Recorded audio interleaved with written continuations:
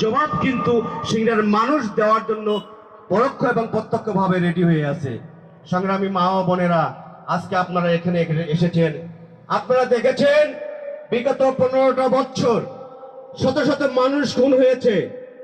আজকে আমার বাবা, আমার ভাই, আমার বন্ধু, আমার ছাত্র, আমার স্নেহস্পত যারা আছে, তারা আগামী নির্বাচনের জন্য কাজ করছেন। কিন্তু আপনাদেরও তো উদারের সন্তান। একজন মায়ের কাছে শুধু তার পেটের কোলের সন্তানই সন্তান না, সারা বাংলাদেশের প্রত্যেকটি সন্তানই একটা মায়ের কাছে সন্তান। আজকে যে মা তার সন্তানকে হারিয়েছে, সেই মায়ের কষ্ট ভোলার জন্য আপনাদেরকেও দায়িত্ব নিতে হবে। একটা জিনিস খেয়াল করবেন, শত শত মানুষ খুন হয়েছে, কিন্তু আজকে ফ্যাসিস্ট শেখ হাসিনার বাংলার মাটিতে যদি ফিরে আসে, আপনার আমার সন্তান হয়তো আন্দোলন সংগ্রাম করতে গিয়ে জীবিত অবস্থায় আছে, শুকর আলহামদুলিল্লাহ। কিন্তু এই ফ্যাসিস্ট শেখ হাসিনা যদি আবার এই বাংলার মাটিতে ফিরে আসে, তাহলে